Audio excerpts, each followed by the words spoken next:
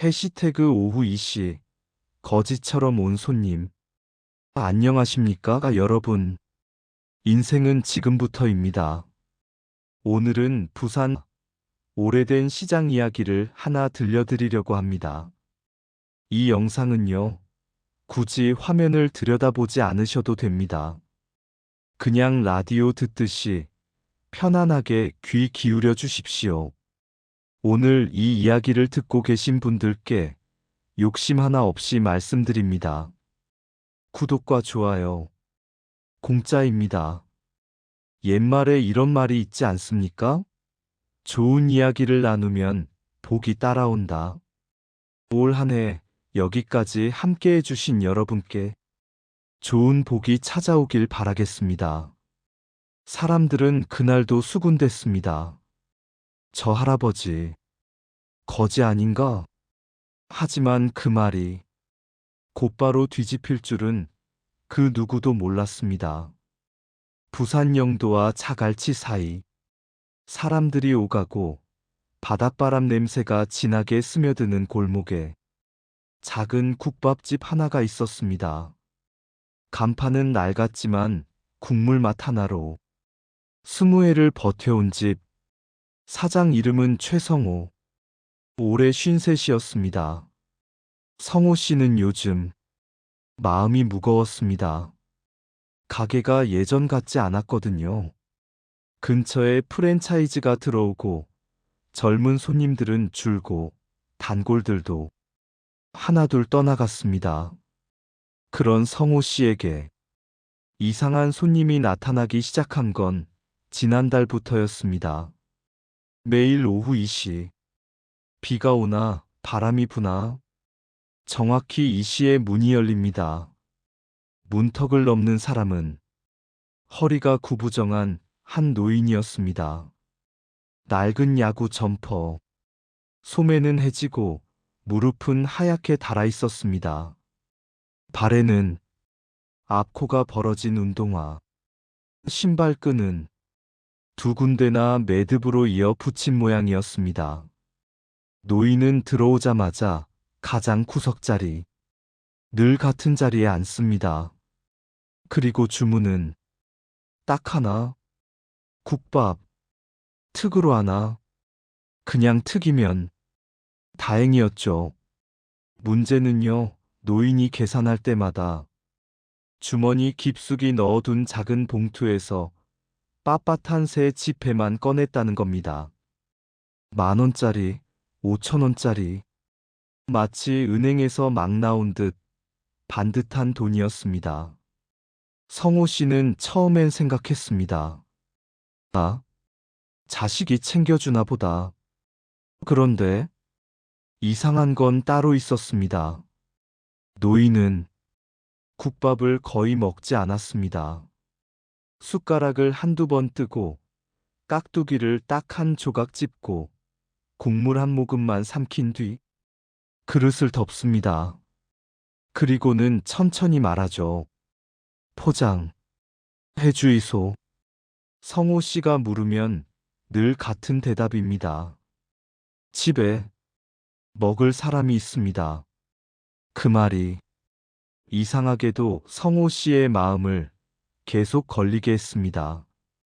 왜냐면요, 노인이 사는 곳을 아는 동네 사람이 아무도 없었거든요. 국밥집 알바생 지훈이가 어느 날 말했습니다. 사장님, 저 할아버지, 혹시 이상한 분 아니에요? 왜 그러노? 맨날 새 돈만 내고 맨날 같은 시간에 오잖아요.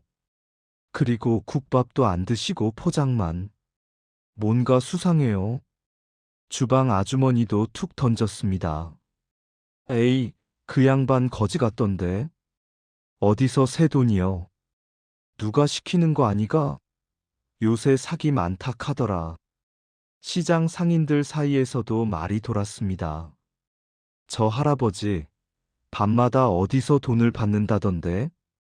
장부도 있대. 아니면 사람들 속여서 돈 빼는 거 아니가? 말이 자라나면요. 사람들 눈빛도 바뀌더군요. 노인이 들어오는 순간 몇몇 손님들은 코웃음을 쳤습니다. 에휴, 냄새난다. 저런 사람이 무슨 국밥을 특으로 먹어. 성호 씨는 그때마다 괜히 더 크게 말했습니다. 어르신, 따뜻한 자리로 앉으이소. 물은 여기 있습니다. 하지만 마음 한편엔 불편함이 자꾸만 쌓였습니다. 도대체 저 돈은 어디서 나오는 걸까? 왜 매일 같은 시간일까? 왜 직접 드시지 않고 포장만 하실까? 과연 이 노인의 정체는 무엇일까요? 그리고 성호 씨는 어떤 선택을 하게 될까요? 어느 날 비가 억수같이 쏟아지던 오후였습니다. 평소라면 노인이 안 오실 법도 했죠. 하지만 문이 열렸습니다. 노인은 비를 잔뜩 맞은 채 머리칼에서 물이 뚝뚝 떨어졌고 점퍼는 축 늘어져 있었습니다. 성호 씨가 급히 수건을 내밀었습니다. 할아버지, 우산도 없이. 노인은 수건을 잠시 들었다가 그대로 내려놓고 말했습니다. 괜찮습니다. 시간 맞춰야 됩니다. 시간.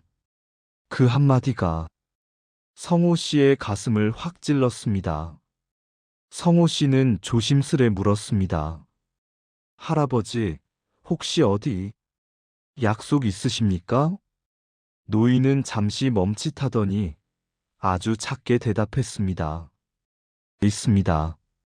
그날 노인은 국밥을 포장받고 나가다가 주머니에서 뭔가를 떨어뜨렸습니다. 성호 씨가 주워서 보니 낡은 카드 지갑 속에 한 장의 오래된 명함이 끼워져 있었습니다.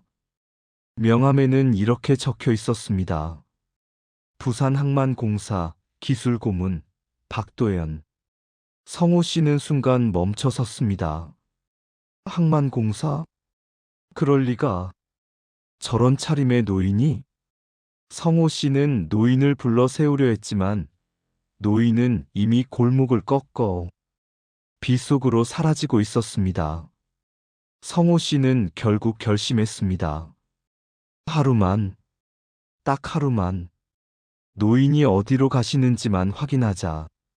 그렇지 않으면 마음이 계속 불편할 것 같았습니다. 다음 날 오후 2시, 노인은 평소처럼 들어오셨고 평소처럼 국밥 특을 주문하셨습니다. 그리고 평소처럼 새 지폐로 계산하셨습니다. 성호 씨는 지훈이에게 말했습니다.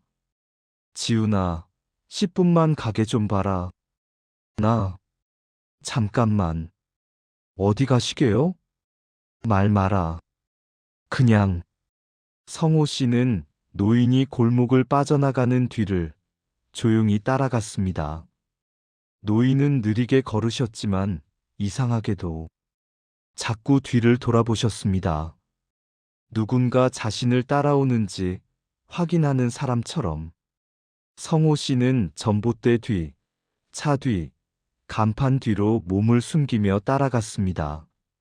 노인이 멈춘 곳은 바닷바람이 가장 세게 부는 언덕 위 낡은 연립주택 앞이었습니다. 노인은 주머니에서 열쇠를 꺼내 삐걱거리는 문을 열고 들어가셨습니다. 성호 씨는 담장 너머로 조심히 들여다봤습니다. 그리고 그때 봤습니다. 현관 옆에 작은 보온 박스들이 차곡차곡 놓여 있었습니다. 국밥집에서 포장해간 그 용기들과 똑같은 용기. 그런데 더 이상한 건 문이 닫히기 직전 노인의 손에 들린 것이었습니다. 노인은 국밥 봉투 말고도 작은 봉투 하나를 꺼내 드셨습니다. 그 봉투엔 그냥 돈이 아니었습니다. 두꺼운 서류 뭉치였습니다. 성호 씨의 속이 서늘해졌습니다. 저 할아버지, 대체 뭐 하시는 분이실까? 며칠 뒤, 국밥집에 손님이 북적이던 날, 한 젊은 손님이 노인을 보고 웃으며 말했습니다. 할아버지, 돈은 있나 봐요? 맨날 특 먹네. 옆자리도 거들었습니다. 특은 무슨, 저런 차림으로 돈 어디서 나왔는지나 궁금하네. 노인은 아무 말도 하지 않으셨습니다. 그저 젓가락을 내려놓고 국물을 한 모금 마시고 조용히 포장을 부탁하셨습니다. 성호 씨는 그 순간 부끄러웠습니다. 노인이 잘못하신 게 뭐가 있나? 그냥 늙었다고 가난해 보인다고 사람들이 멋대로 판단하는 것이었습니다. 그날 밤 성호 씨는 그 명함을 다시 꺼내봤습니다. 박도연, 부산항만공사 기술고문. 진짜라면 저분은 그냥 노인이 아니잖아. 그리고 결정적인 날이 왔습니다. 그날도 오후 2시 노인은 들어오셨습니다. 그런데 오늘은 손이 더 떨리셨고 숨이 가빠 보이셨습니다. 성호 씨가 다가가 말했습니다. 할아버지, 괜찮으십니까? 노인은 잠시 고개를 끄덕이셨지만 목소리가 달랐습니다.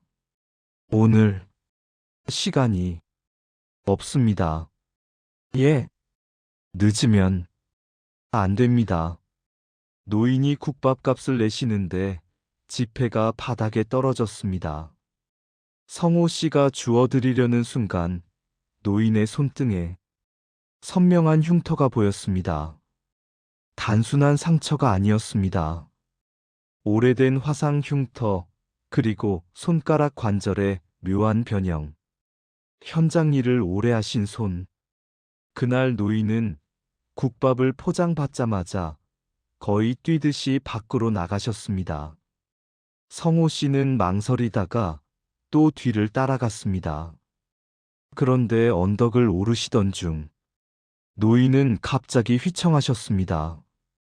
보온 박스가 바닥에 떨어지고 국물이 조금 새어나왔고 노인은 그 자리에서 무릎을 꿇으셨습니다.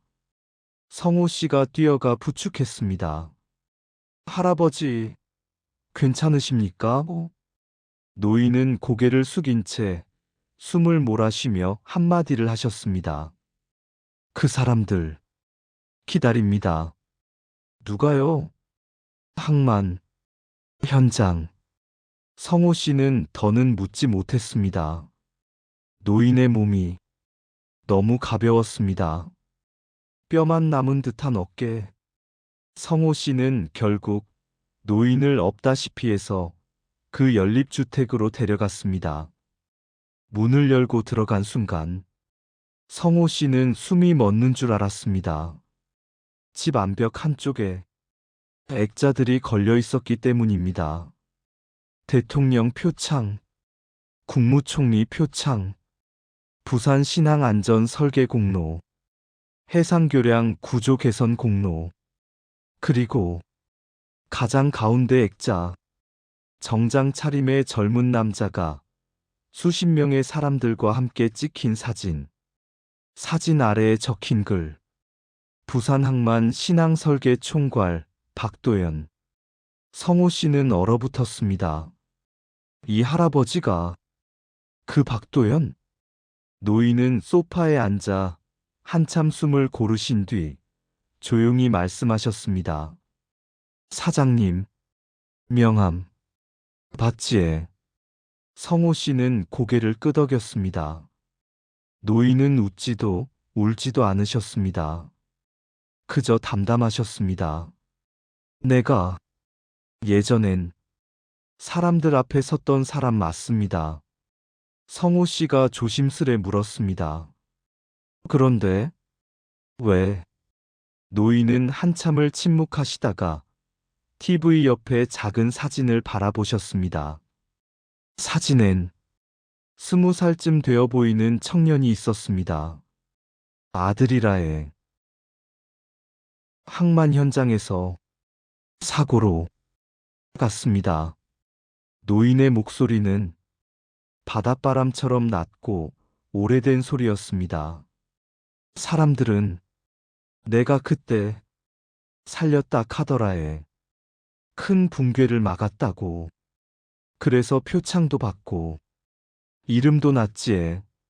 노인은 잠시 숨을 들이켰습니다. 근데 정작 내 아들은 못 막았으심더. 성호 씨의 목이 잠겼습니다. 노인은 이어 말씀하셨습니다. 그 뒤로 나는 사람들 앞에 못 섭니다. 칭찬 들을 자격이 없어서. 그래서 숨기신 겁니까? 예. 노인은 고개를 끄덕이셨습니다. 그리고 아들 이름으로 매달 조금씩 기부하던 곳이 있었으심더. 성호 씨가 물었습니다. 그럼 국밥은? 노인은 아주 작게 웃으셨습니다.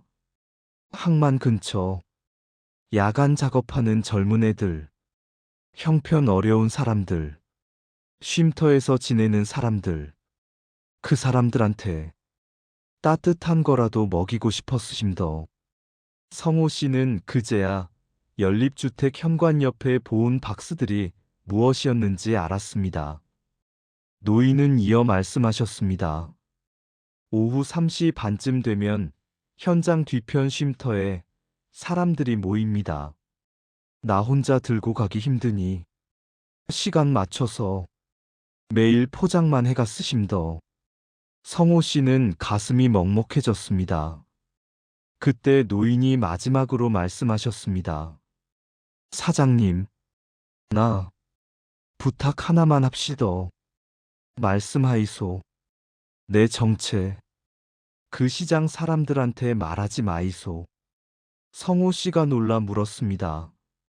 왜요? 노인은 천천히 고개를 저으셨습니다. 칭찬 받으려고 하는 거 아니니도. 그냥 아들 생각나서 하는 거라에. 다음 날 오후 2시 노인이 국밥집 문을 여셨을 때 가게 안 분위기가 달랐습니다. 성호 씨가 먼저 말했습니다. 할아버지, 오늘은 여기 앉으이소. 따뜻한 자리. 그리고는 국밥을 내오며 아무 말 없이 반찬을 하나 더 놓았습니다. 지훈이도 주방 아주머니도 그날은 노인을 보며 웃었습니다. 노인은 처음으로 국물을 조금 더 떠먹으셨습니다.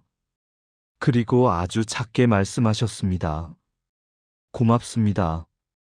그날 이후 사람들의 태도는 바뀌었습니다.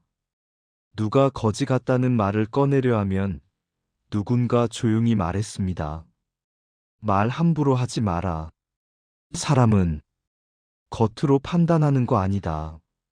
노인은 끝까지 자신이 누구인지 말씀하지 않으셨습니다.